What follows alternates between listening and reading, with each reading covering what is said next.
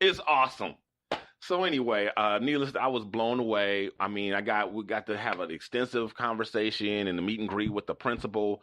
This guy, there was a lot of the parents there that was saying that we were speaking to was saying they bringing their kid there just for him because they heard what a great job he's doing, and then and he's been there like 8 years or whatever, and the school's got a great reputation, the principal's got a great reputation. And we could not be more happy. We're just like over the moon. I'm excited. Awesome. I was looking around and I asked Shantae, I was like, look at the parents here. What do you notice? She was like, what? What do you mean? I'm like, look, take a look around. You notice anything different from the parents at all the other Danya schools? She's like, no. I said, I'm one of the youngest people here. She's like, oh my God. You are like by a lot. I was like, yeah, a lot. Yeah. I was like, yeah, that's interesting. Yeah, because you're not that old. Yeah.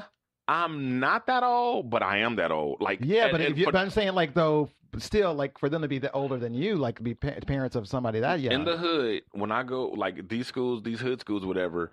Not only am I older than all the parents, right. I'm older than the teachers. Right. All the teachers. Okay, that makes sense. Right. Not at this place. I was one of the youngest people there. That's amazing though. And the teachers got some age on them and stuff too. I don't think it. I mean, I think that's poor people shit. I think that's hood shit. People have babies right after 19, 20, and all this kind of shit before they're ready and before they can take care of them. And yeah, but if these people if these people are older than you, then they was having babies at 45 and 50. Right. Well, they probably adopted it, I guess. Yeah, maybe, or they could just be. No, I was. Yeah, let's see. I was 40. 38. So they could still be in 43s and 40 whatever case. But there was some. You also said they was white and they don't age well. That's true.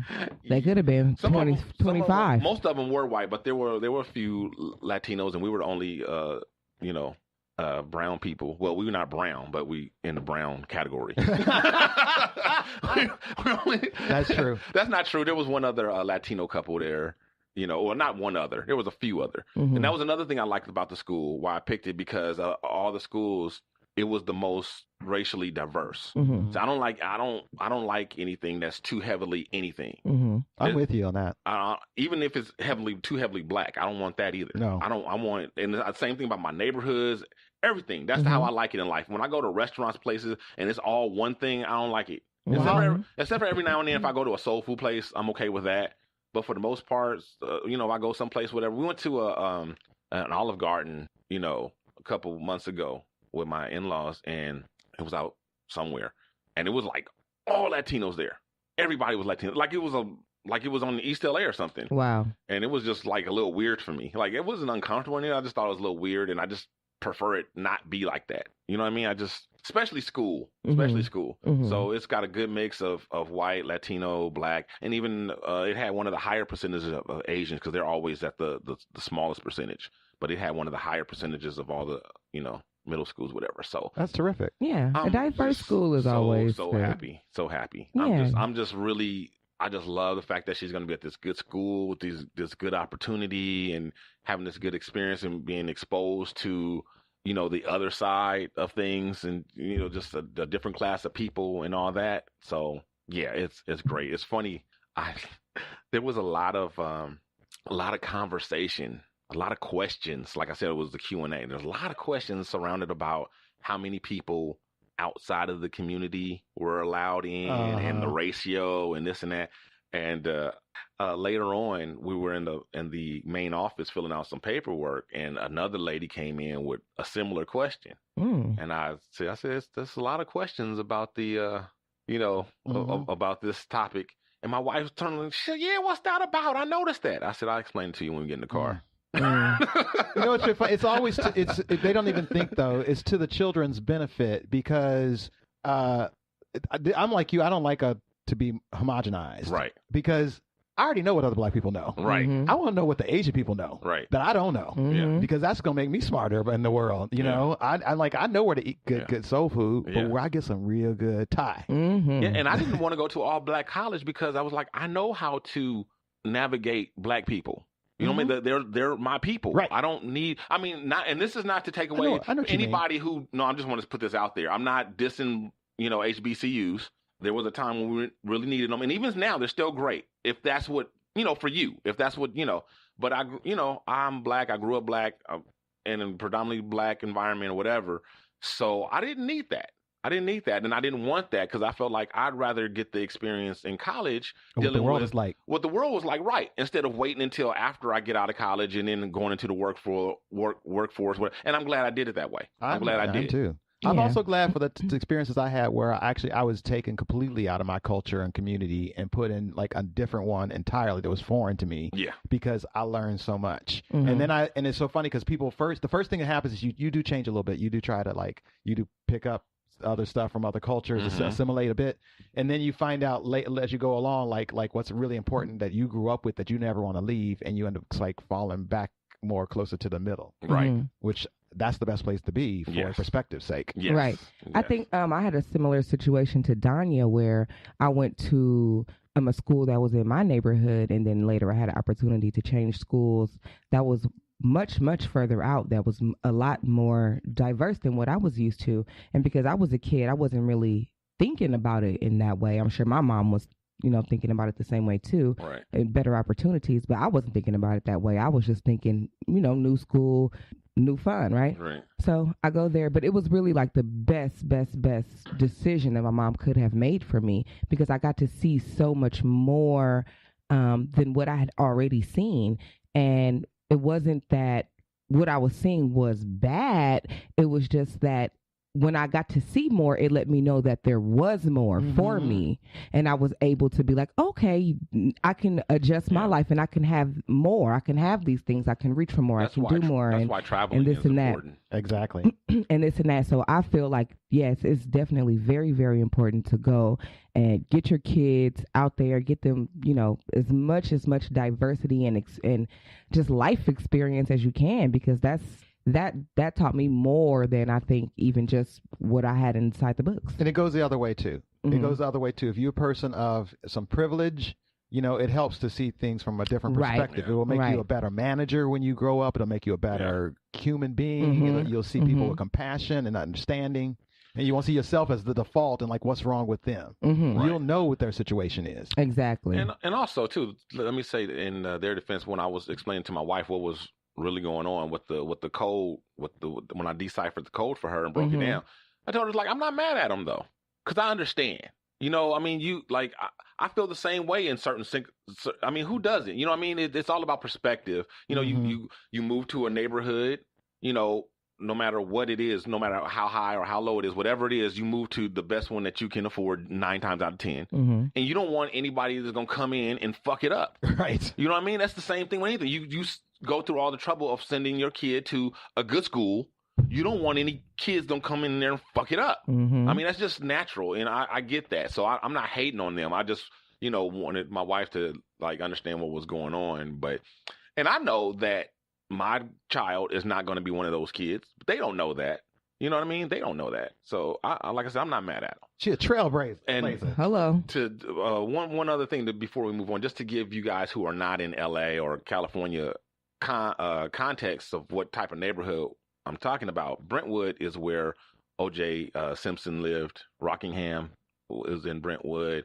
Bel Air is nearby. And Paris Hilton's school is right next to Danya's current school, where she will be going, or her future school where she starts. So that's just to give you context of how upscale the neighborhood is. There's a big ass country club nearby. It's crazy. It's crazy. The homes are beautiful. I wish I could afford to live over there. I wish I could afford one of those homes, but someplace where there was stuff that I like close by. Right. Nah, crap over there. Oh. Okay, y'all ready to get in these topics? Oh, yes. News and noteworthy. The Shiznit. Okay.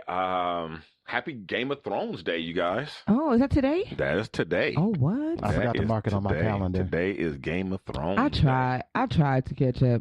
I did. It didn't work.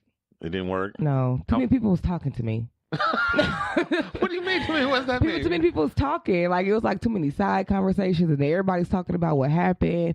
And then, I was watching Fresh from season 1, and it was a lot of sex. And I was just like, it's a lot of sex. And they were like, oh, it's only in this season. And I was like, why?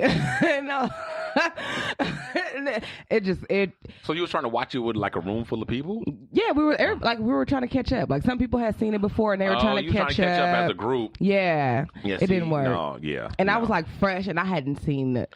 No, yeah, you can't. Yeah, You got to do your studying by yourself. Right. Yeah, But study groups. You can't watch Game of Thrones with everybody. Study groups. And then, people took the class already, so I was like, yes, I'm about to. Well, they did that at my job, but everybody's watched it on their own, and they got together and chatted about it. Right. And there's also a death pool in my office, winner take all. Oh, who's going to die? Yeah. Oh, that's awesome.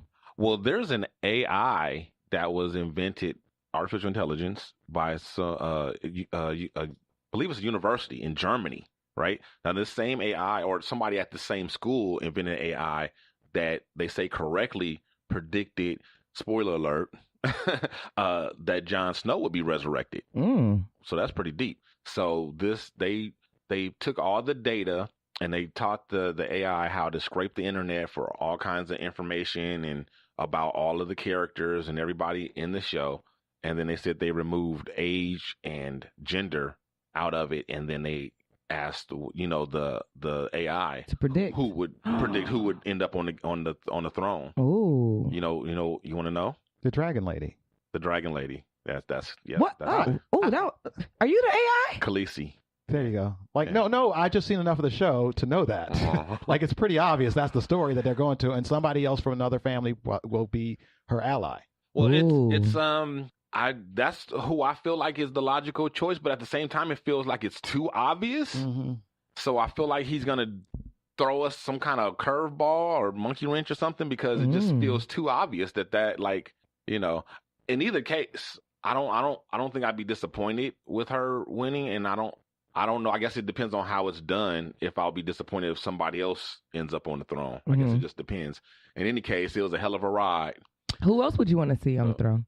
There's only a handful of people. I could see Jon Snow. I could see Tyrion. Mm-hmm.